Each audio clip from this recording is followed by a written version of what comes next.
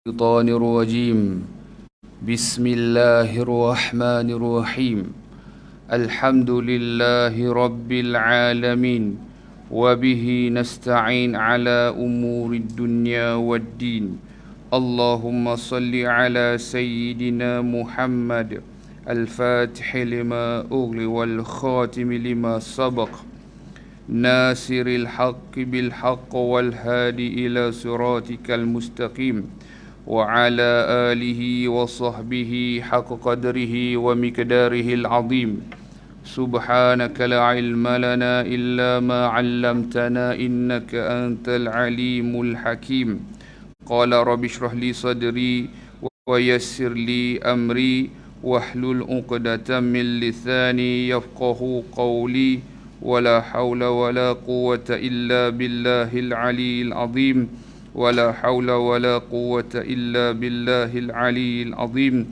بمئة ألف ألف ألف لا حول ولا قوة إلا بالله العلي العظيم نوينا تعلم وتعليم وتذكر والتذكير والإفادة والاستفادة والحث على التمسك بكتاب الله وبسنة رسول الله صلى الله عليه وسلم والدعاء إلى الهدى والدلالة على الخير ابتغاء وجه الله ومرضات وقرب وثوابه آمين اللهم آمين عما بعد السلام عليكم ورحمة الله تعالى وبركاته. Sidang hadirin hadirat muslimin muslimat yang dirahmati Allah Ta'ala, wabil khusus jamaah Musalla Al-Husna, syukur kepada Allah Ta'ala dapat sama-sama kita bertemu pada bulan yang begitu mulia, dan mudah-mudahan Allah Subhanahu Wa Ta'ala senantiasa memberkati kita. Masakan tidak, kerana kita berada bulan yang paling mulia kedudukannya di dalam agama, dan mudah-mudahan kita juga mengisi masa yang ada ini untuk mempelajari ilmu agama. Apatah lagi dalam ilmu agama, kedudukan ilmu yang paling tinggi adalah ilmu fardu ain, yang tidak semua orang wajib mempelajarinya. Apatah lagi kedudukan yang nombor satu, ilmu tauhid, juga dikenali sebagai akidah, juga dikenali sebagai ilmu usuluddin, juga dikenali sebagai ilmu ma'rifah, juga dikenali sebagai ilmu sifah. Banyak nama, Masya Allah, tabarakallah. Namun ia menjurus kepada satu, ya. Apabila kita melihat ataupun tibanya bulan Ramadan, pasti kita akan dengar ayat-ayat Al-Quran dan juga hadis-hadis Nabi sallallahu alaihi wa ala alihi wa sahbihi wa baraka wasallam tentang puasa itu sendiri dan kaitannya dengan iman. Contoh yang paling jelas sudah barang tentu adalah ayat yang sering kita baca, ya ayyuhalladzina amanu kutiba alaikumusiyam kama kutiba alal ladzina min qablikum la'allakum tattaqun. Biasa kita dengar, tapi dia menjurus kepada apa? Nombor satu, dia menjurus merujuk ataupun khitab, dikembalikan tujuan ayat itu kepada orang yang beriman. Itu yang pertama. Jadi kalau kita mengaji dalam kitab-kitab Turath, bila sebut iman dari sudut bahasa bermaksud percaya, dari sudut bahasa. Namun dari sudut syarak bermaksud percaya kepada Allah dan membenarkan apa yang dibawa oleh Rasulullah sallallahu alaihi wa ala alihi wa sahbihi wa baraka wasallam. Itu yang termasuk arkanu imanun sittatun tu, rukun iman yang 6 perkara. Kita dah tahu daripada kecil, kita dah tahu dan dengar, dah faham, subhanallah, ya. Tetapi apakah perinciannya? Yang itu yang selalu, ya, kalau kita belajar dalam kitab-kitab tauhid, ya, kitab-kitab akidah, kitab-kitab usuluddin, perbahasannya akan berkisar kepada 6 ini. Al-imanu an tu'mina billahi wa malaikatihi wa kutubihi wa rusulihi wal yaumil akhir.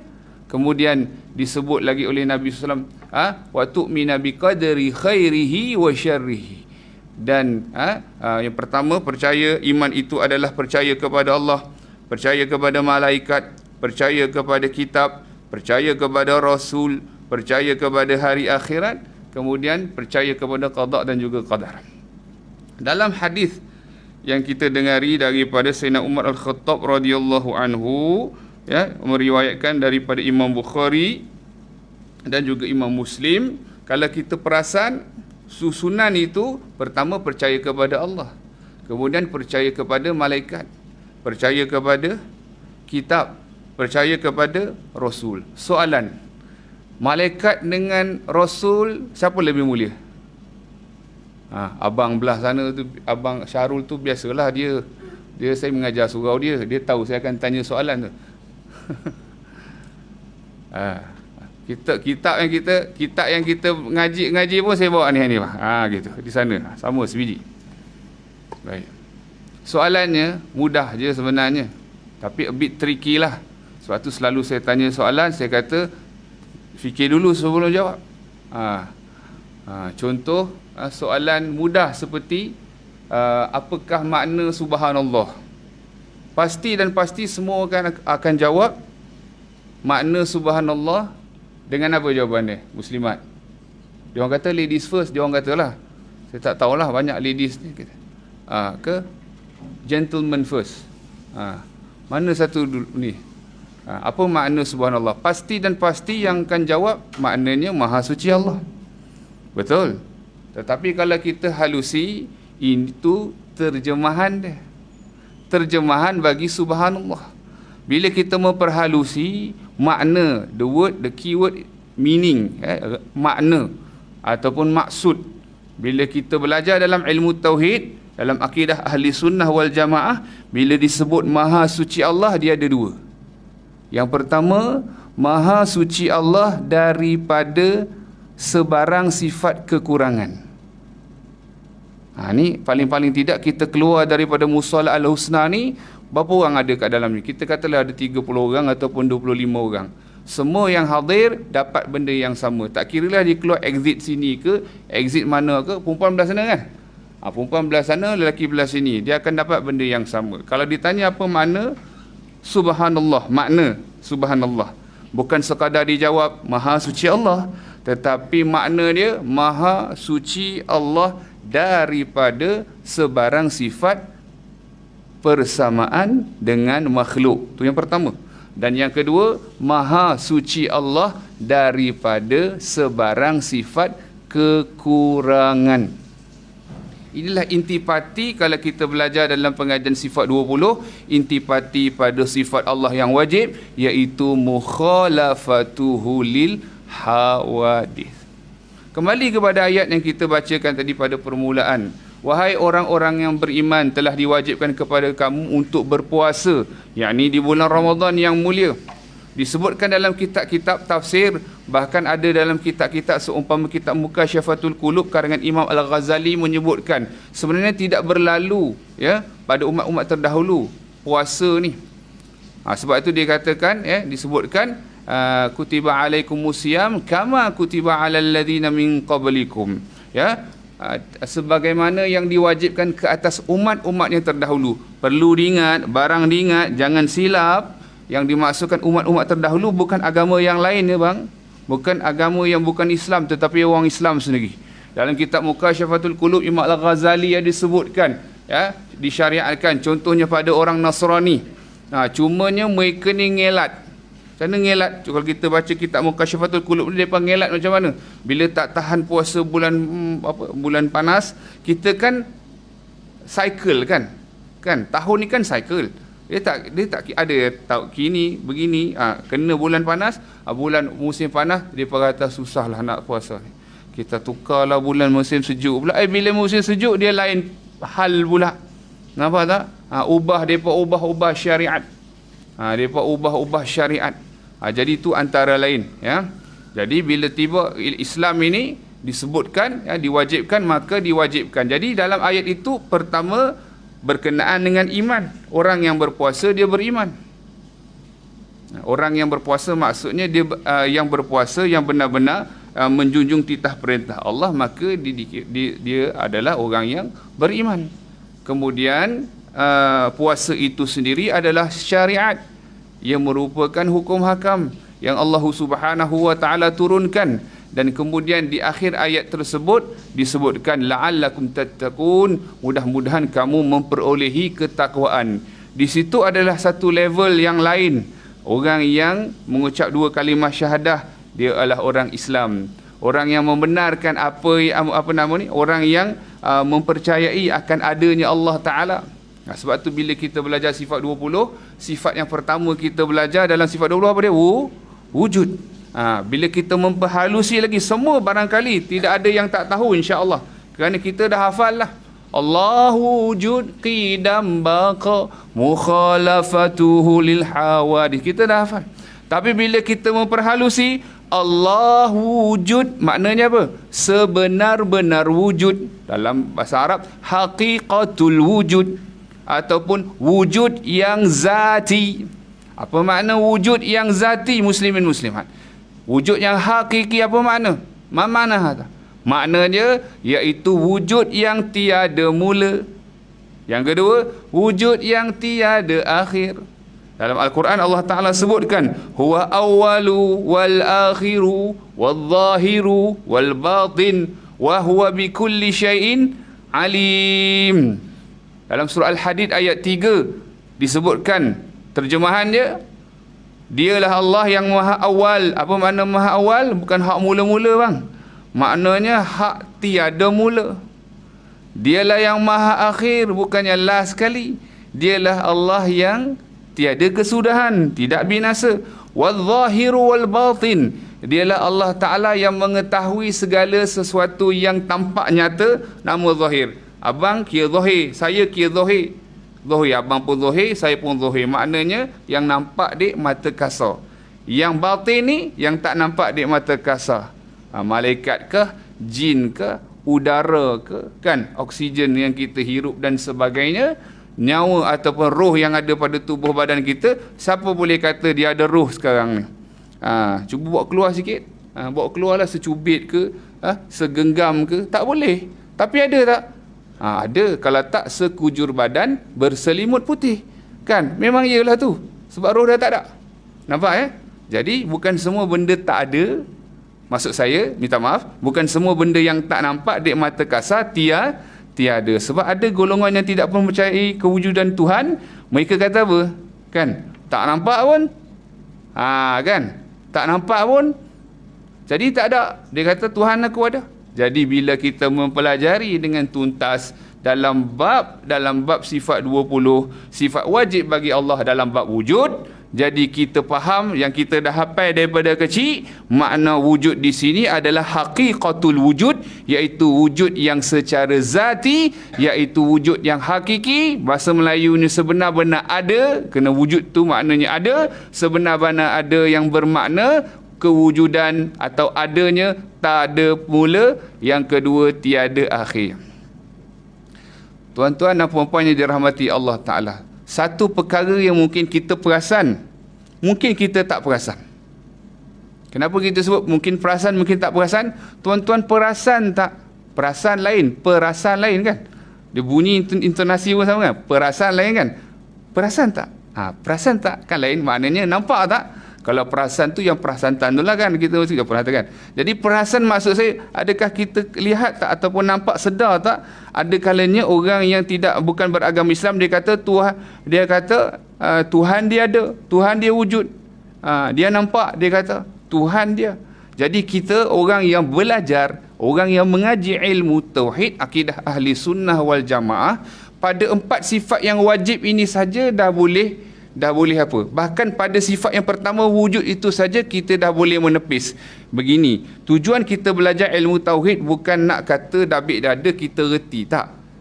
At least kita boleh defend diri kita. Nampak tak? Bila ada orang kata tak ada pun, ada ke? Jadi kalau orang yang tak faham kan, orang yang tak kuat iman dia berkocak tak.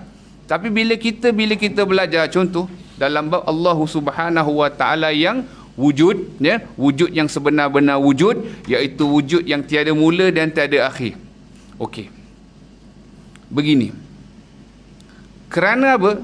Kerana untuk makhluk dia wujud juga. Tetapi wujud dia yang disebutkan wujud yang majazi. Bagaimana wujud yang majazi itu? Yang bukan betul-betul wujud? Kerana wujud dia atau adanya dia ada mula. Abang dengan saya ada mula tak? Kita ada mula tak? Ya. Ada akhir tak? Tak tahu bila. Akhir itu pasti. The clock is ticking, kita tak tahu bila. Yang penting hanya Allah Ta'ala, yang pasti hanya Allah Ta'ala saja yang tak tahu. Baik. Tapi ada akhir tak? Pasti. Sebab tu makhluk, dia ada mula dan ada akhir pada kewujudan dia. Ada juga makhluk yang ada mula pada kewujudan tetapi tiada akhir. Contohnya apa? Syurga, neraka, arash, kursi, Lauh Mahfuz, kalam, ruh, jasad para nabi rasul, jasad para syuhada dunia akhirat, bukan dia syahid dunia saja atau syahid akhirat saja, ya. Dan yang ketiga, yang ke-10, tulang ajbuz zanab. Ada 10 perkara yang Allah Taala kekalkan bang, tapi dia ada mula tak? Dia ada mula. Dia ada mula pada kewujudan dia.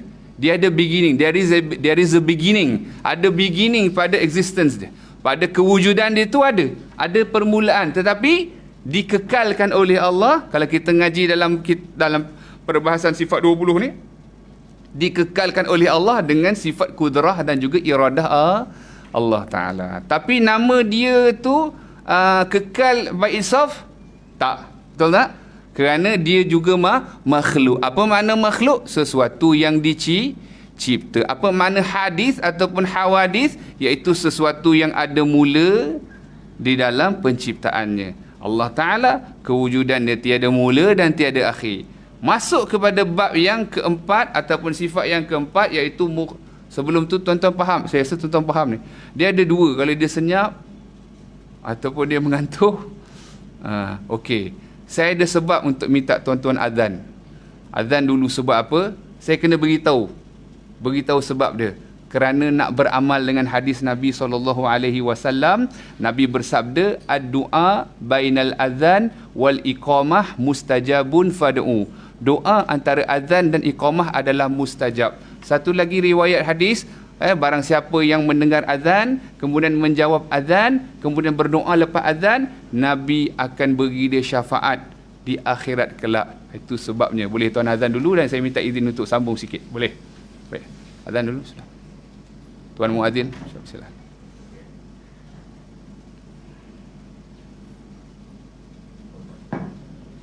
Dan bulan puasa kita jawab azan ni walaupun sunat, pahala wajib.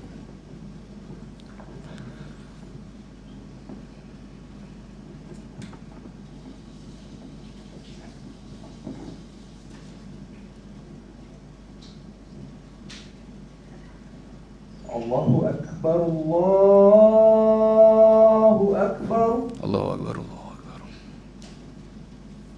Allahu Akbar,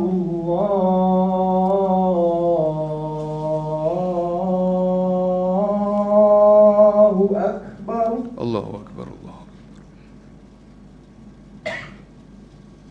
Ashhadu an la ilaha illallah. Asyhadu an la ilaha illallah. Ashhadu an la ilaha illallah.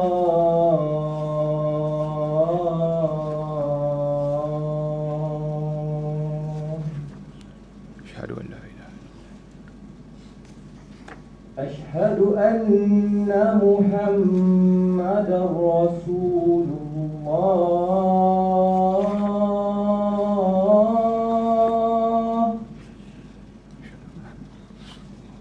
Ashhadu anna Muhammadar Rasulullah.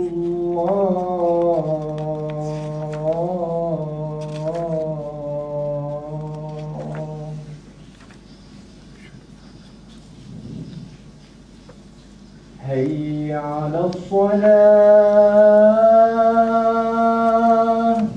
La hawla wala quwwata illa billah.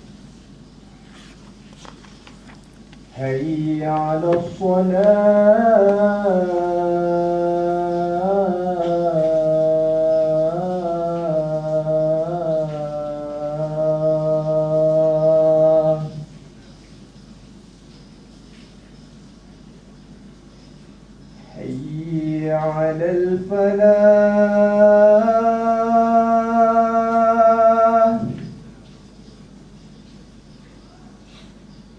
حي على الفلاح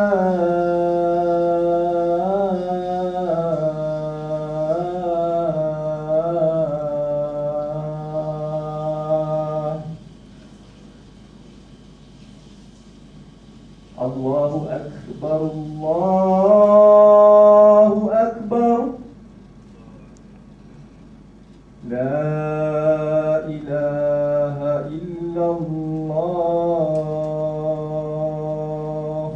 لا إله إلا الله محمد رسول الله صلى الله عليه وسلم اللهم رب هذه الدعوة التامة صلاة آت سيدنا محمد وسلم والشرف والرضا على رفيع وبعث مقاما محمودا الذي وعدته إنك لا تخلف الميعاد warahmatullahi wabarakatuh. Bismillahirrahmanirrahim. Terima kasih banyak, insya-Allah. Mudah-mudahan Allah berkati kita dan rahmati kita, dan baginda Nabi memberi syafaat kepada kita berkat kita melaungkan azan dan menjawabnya dan berdoa selepas azan, sebagaimana saya sebutkan tadi fadilah. Baik. Jadi minta maaf, ni kali pertama ada salah silap, saya mohon maaf. Dan juga saya diberi jadual sampai 1.45. Kalau tuan-tuan rasa lawak sangat, tuan-tuan suruh saya berhenti je, tak ada masalah, ya. Tapi kalau boleh saya nak kembali kepada perbahasan tadi, ya. Tadi kan kita sebutkan sifat wujud wajib bagi Allah Subhanahu wa taala, sifat qidam, kemudian sifat baqa berdasarkan ayat surah Al-Hadid ayat 3 tadi, huwa awwalu wal akhiru wal zahiru wal batin wa huwa bikulli syai'in alim. Sebab tu ada kalanya, ada kadang-kadang kita dengar sesetengah sanggahan-sanggahan ataupun bantahan-bantahan ataupun tuduhan-tuduhan yang mengatakan pengajian sifat 20 ni, ya, tidak ada asas ataupun dalil. Satu ayat yang saya berikan tadi tu dah ada 3 dalil sifat wujud bagi sifat apa wajib bagi Allah. Pertama yang tadi saya sebutkan, huwa awwalu, dialah Allah yang maha awal, yakni yang tiada mula bagi kewujudannya, iaitu Allah yang bersifat dengan qidam, yakni Allah yang qadim. Itu yang pertama. Yang kedua, ya, wal akhir, jadi Allah Taala yang maha akhir. Makna maha akhir tu bukan terakhir sekali, tak, yakni yang tiada kesudahan, yakni ia kekal, yang tidak binasa. Itu sifat bagi Allah, iaitu sifat baqa. Yang seterusnya, wadh-dhahiru wal batin wa huwa bikulli syai'in alim. Dia Allah yang maha zahir, yakni yang nampak segala yang tampak kelihatan. Abang pakai baju hitam, zahir. Wajahnya cerah, zahir. Kan? Tapi benda yang apa kat dalam, contoh sel platelet kita ada berapa, kita punya pankreas sedang keluarkan insulin berapa banyak. Sebab tu ulama bahas tentang ayat yang kita bacakan tadi, ya ayyuhallazina amanu kutiba alaikumusiyam. Kenapa? Antara lain hikmahnya, setiap perkara mesti dia ada rest tak? Rest. Setiap perkara mesti ada rest tak? Dia kena rehat tak? Mesti dia ada rehat. Lampu ni dia tak boleh on sepanjang masa. Kalau on je saja, apa berlaku? Pam. Mic ke apa benda ke. Jadi sama gak dengan tubuh badan kita. Ya, kalau dia walaupun perut kita tak makan, ya, pankreas kita keluarkan insulin tak? Nak cernakan gula tu, kan? Nak jadi sebagai apa? Nak ringkaskan dia dan sebagainya. Jadi tu antara lain. Ni Allah Taala syariatkan kita bulan puasa ni, Ramadan ni dia stop sat.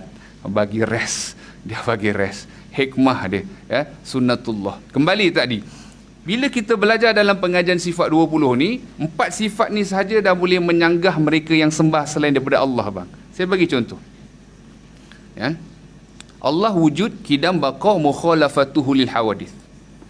Pada 4 sifat ini, kalau ada orang ataupun kelompok golongan yang kata ada Tuhan selain daripada Allah, akal kita yang waras, yang Allah kurniakan kepada kita, yang boleh beza yang baik dengan yang buruk, boleh berfikir begini, mustahil Tuhan itu ada mula ataupun ada akhir. Sebabnya, sekiranya ada mula, pasti ada yang memulakannya. Kalau ada yang memulakannya, dia akan jadi satu yang tak kesudahan. Dia takkan habis. Jadi mustahil Tuhan itu ada beginning, dia ada permulaan.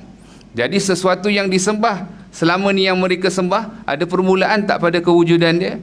Sudah pasti ada.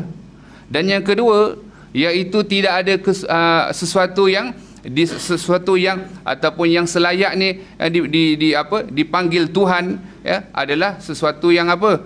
Yang mempunyai sifat-sifat kesempurnaan, yang wajib mempunyai sifat kesempurnaan bagi Tuhan. Contoh, ya, sekiranya sesuatu itu yang disembah dia binasa tak bang?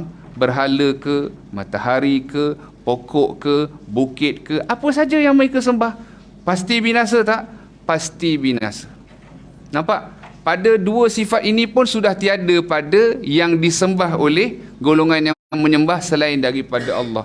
Sebab tu ulama menyatakan begini, ya. Saya harap, ya, mudah-mudahan di kalangan tuan-tuan dan puan-puan dapat poin yang penting yang kita nak cuba sampai. Apa dia?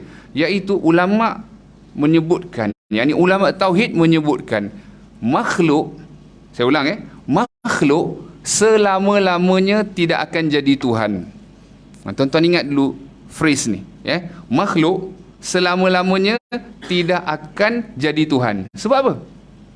Sebabnya begini, tuan-tuan dan puan-puan. Kerana makhluk tak boleh kumpulkan kidam dengan baka tu sekaligus. Perasan tak? Sama ada dia ada mula atau ada akhir. Ataupun dia ada mula tapi tiada akhir, tiada kesudahan. Seperti yang saya sebutkan tadi pada awal kuliah, 10 perkara yang Allah Ta'ala kekalkan. 10 perkara yang Allah kekalkan tu, maknanya dia ada mula tak? Pada permulaan kewujudan dia ada mula. Tapi Allah yang kekalkan. Syurga, neraka, arash, kursi, luh mahfuz, qalam, roh, jasad para Nabi Rasul, jasad para syuhada, dan tulang ajbuz zanab. Tulang yang berada di koksid kita, kalau kita mengaji dalam biologi, dia ada cervix, thorax, lumbar, sacrum, koksid. Dekat situ, dekat koksid itu, dekat tulang tongking gitu, dia ada satu tulang yang kecil, namun dia bukan tulang yang keras. Dia sebesar biji sawi yang very small, tiny, sebesar biji sawi yang dia gel-like, yang mana tulang tersebut dia tidak akan hancur sama sekali. Bila tiupan sangkakala yang kedua, bila mana Allah menurunkan hujan hayat, hujan kehidupan yang tingginya 40 hasta, yang disebutkan dalam kitab, dia punya kepekatannya seumpama air mani yang tinggi sangat, yang akan bila dia resap, jadi segala tulang-tulang tadi ajbuz zanab akan kembali, dia transform balik jadi kita. Sekiranya kita golongan yang hancur tubuh badannya, maka kita akan transform balik daripada tulang kita. Sekiranya kita golongan yang tak hancur tubuh badan kita, maka kita remain unchanged lah, macam yang kita sebutkan tadi. Kembali, jadi semua yang disebutkan ini adalah hal perihal berkaitan dengan keimanan. Sebab itu bulan puasa ni sememangnya bulan kita nak pupuk benda ni. Dan kita nak pupuk perkara ni tidak boleh boleh sekadar kita mengamati. Kita melihat kejadian-kejadian Allah disebutkan di dalam hadis, tafakkaru fi khalqillah wala tafakkaru fillah. Fikirkanlah kamu akan kejadian-kejadian ciptaan-ciptaan Allah Ta'ala. Jangan sesekali kamu memikirkan akan zatnya Allah Ta'ala. Sebab tu bila kita belajar dalam pengajian tauhid, kita mempelajari apa dia? Sifat yang sifat, bukannya zat. Sifat yang wajib bagi Allah, sifat yang mustahil bagi Allah, sifat yang harus bagi Allah Subhanahu Wa Ta'ala. Kembali kepada persoalan tadi, itu salah satu hujah yang kita belajar dalam pengajian tauhid ini. Bukan kita nak debat dengan orang bang, kan saya sebutkan tadi, supaya protect diri kita. Contoh dia kata Tuhan aku pun ada, tapi kita belajar, kalau dia kata ada wujud, Tuhan aku pun ada, nampak dia mata kasar, tapi kita kan tahu Tuhan tak sama makhluk, Tuhan tak ada mula, Tuhan tak ada akhir. Jadi kita at least kita boleh protect diri kita dengan apa? Kita tahu bahawasanya yang dikatakan wujud bagi dia tu atau ada bagi dia bukan wujud yang sebenar. Kerana wujud dia apa dia? Ada mula tak? Ada akhir tak? Bahkan Allah Ta'ala kewujudan dia tiada mula dan tiada akhir. Ini sekadar intipati yang sedikit. Dan nampak tak tadi saya sebutkan, makhluk selama-lamanya tidak akan jadi Tuhan. Kerana apa tadi? Abang ingat tadi saya sebut apa? Tuan Bilal, apa saya sebut tadi? Tidak boleh mengumpulkan dua sifat yang wajib itu, kidam dan baka, sekaligus. Maka akal kita sendiri dah boleh bantu kita untuk memahami akan apa dia? Ilmu tauhid itu sendiri. Namun tak dapat tidak, kita kena berpandu juga dengan wahyu. Kerana akal yang berpandu dengan wahyu akan mendapat jalan petunjuk dan hidayah daripada Allah Subhanahu Wa Ta'ala. Perkongsian ini bukan saya berniat untuk mengajar tuan-tuan. Tidak. tuan-tuan dan puan-puan, tidak. Untuk berkongsi saja. Supaya saya yakin dan percaya kebanyakan tuan-tuan dan puan-puan ni sudah mempunyai asas ilmu. Cuma sedang tujuan saya berkongsi tu untuk nampak bila kita susun ilmu kita tu, kita susun dia elok-elok, ya, perbahasan dia tu, pemahaman kita, jadi yang disebutkan apa dia? Mudah kita akan bertambah iman kita. Contoh, kalau dia kata Tuhan dia wujud, kita tak gentar sama sekali. Sebab apa? Kita tak goyang sama sekali. Sebab apa? Kita ada asas yang kuat. Contohlah masalah, agak-agak ni, apa nama bangunan ni? Bangunan Darul Ihsan. Agak-agak bangunan Darul Ihsan ni nanti, kalau dia wujud lagi lah zaman Dajjal, dia ada tak Dajjal main ke sini? Dia main. Dajjal dia main.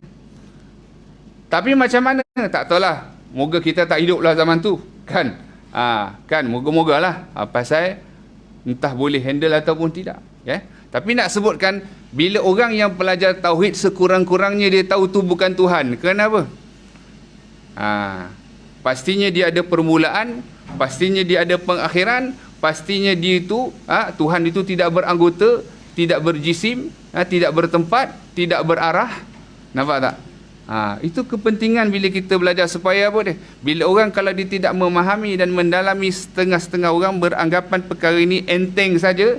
Jadi bila ada seumpama yang tadi saya sebutkan, ya, adakah dia bila dia menunjukkan kekuasaannya, yang mana Allah izinkan, bukan dia itu yang berkuasa, bukan Dajjal itu yang berkuasa, bahkan Allah yang mengizinkan bagi dia. Tetapi bila kita ada asas ilmu, kita tahu dia itu bukannya Tuhan, dia itu makhluk. Bila sebut makhluk, ianya dicipta. Bila sebut makhluk, dia ni hadis atau hawadis, mana ada permulaan bagi kewujudan dia. Sesuatu yang ada permulaan bagi kewujudan dia, mustahillah dia itu adalah Tuhan. Kerana apa? Tuhan wajib bersifat dengan sifat ketuhanan, yakni sifat kesempurnaan, yakni memiliki segala sifat kesempurnaan dan maha suci daripada sebarang sifat kekurangan. Ingat tak tadi, bagi yang belum datang, tadi saya ada tanya soalan, apa makna maha suci Allah? Pasti yang menjawab, minta maaf, saya bertanya soalan, apakah makna subhanallah? Pasti yang akan menjawab, kita akan menjawab dengan jawapan yang mudah, maha suci Allah. Dan saya dah sebutkan tadi, bagi yang datang awal, saya sebutkan ianya sebenarnya terjemahan sahaja dari subhanallah. Makna sebenar subhanallah apa? Yang pertama, maha suci Allah daripada sebarang sifat persamaan dengan makhluk. Yang kedua, maha suci Allah daripada sebarang sifat kekurangan. Dajjal matanya buta tak sebelah? Disebut dalam kitab apa dia? Fathul Majid kalau tak silap saya. Ciri dia 80 hasta tinggi, lebar dia 25 hasta, dadanya, dahinya saja 5 hasta, matanya buta sebelah, rambut dia macam dreadlock sikit. Dia punya, nak bagi faham, rambut dia macam ranting keras disebutkan. Lepas tu tangan dia ada pendek satu, panjang satu, disebut dalam kitab disebut. Jadi itu semua apa yang boleh ditasawurkan, apa yang boleh dibayangkan, itu bukan Tuhan.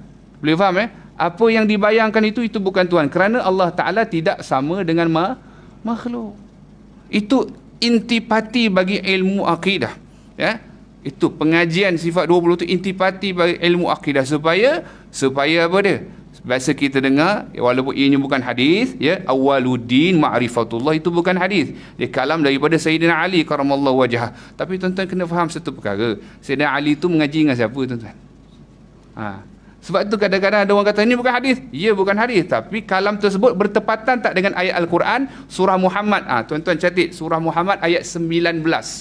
Surah Muhammad ayat 19, Allah berfirman, fa'lam annahu la ilaha illallah, maka ketahuilah bahawasanya tiada Tuhan yang selayaknya disembah melainkan Allah. Kata-kata tadi bertepatan tak dengan fa'lam annahu la ilaha illallah, maka ketahuilah bahawasanya tidak ada Tuhan yang selayaknya disembah melainkan Allah. Kita kena kenal tak Allah Ta'ala?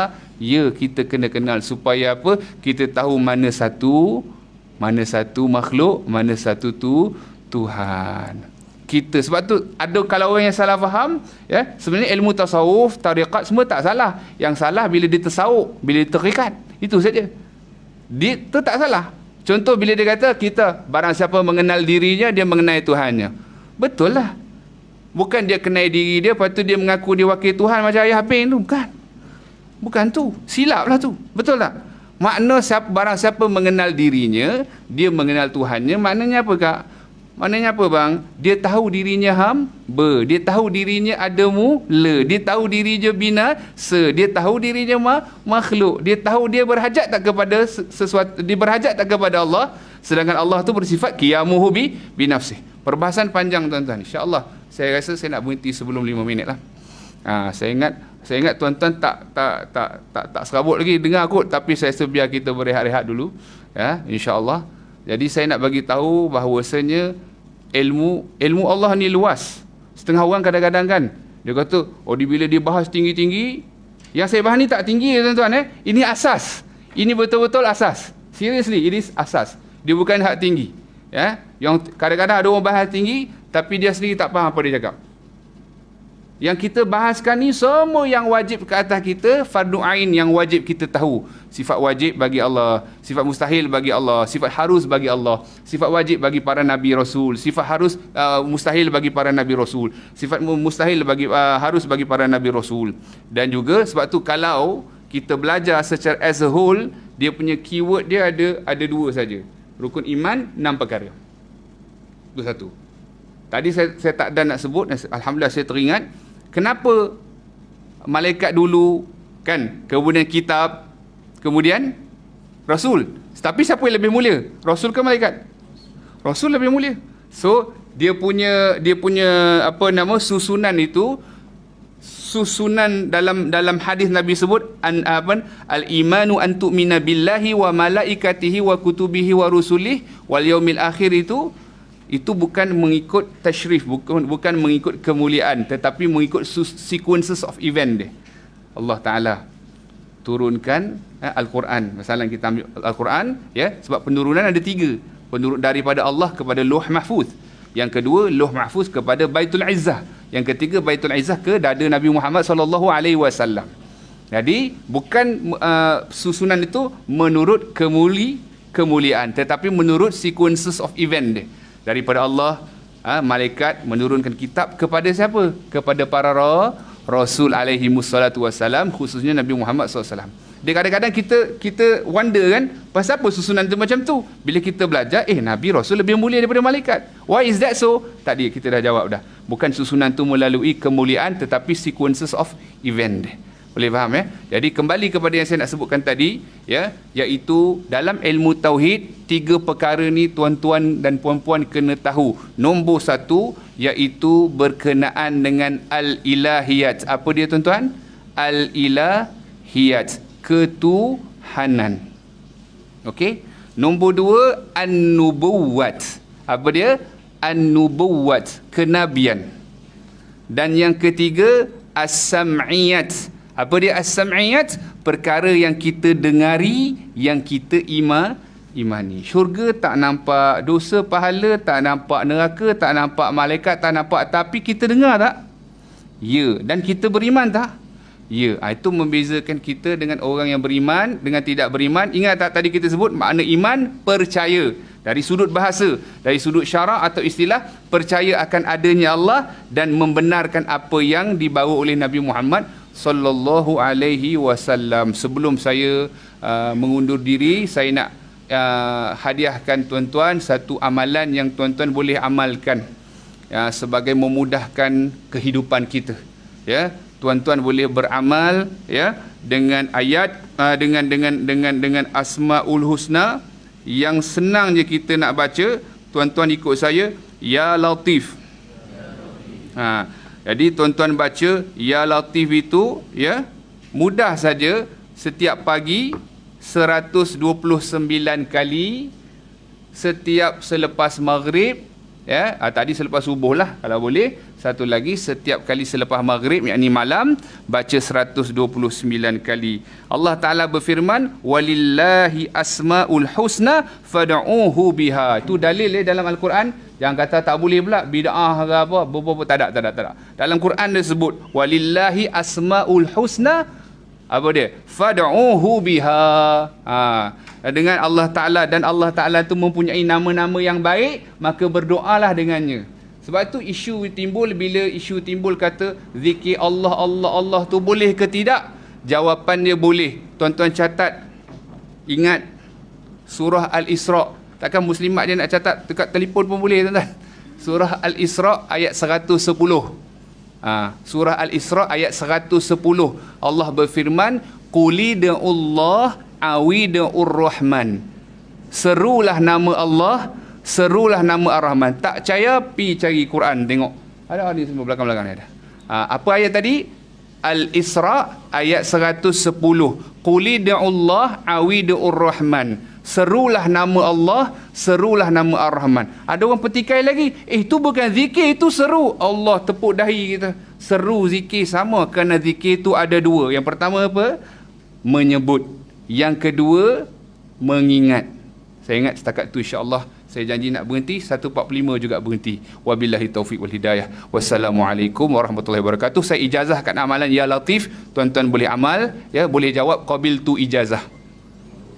Auzubillahi minasyaitonirrajim. Bismillahirrahmanirrahim. Alhamdulillahirabbil alamin. Wassalatu wassalamu ala asyrafil anbiya'i wal mursalin sayyidina maulana Muhammadin nabiyyi wa ala alihi washabbihi ajma'in. Rabbana taqabbal minna innaka antas samiul alim wa tub alaina innaka antat tawwabur rahim. Rabbana atina fid dunya hasanah wa fil akhirati hasanah wa qina adzabannar. Wa sallallahu alaihi wasallam Muhammad wa ala alihi wasallam. Alhamdulillahirabbil alamin. Minta maaf salah silap, ya, moga-moga kita bertemu lagi. Ini bukan yang terakhir, mudah-mudahan. Wabillahi taufiq wal hidayah. Wassalamualaikum warahmatullahi taala wabarakatuh.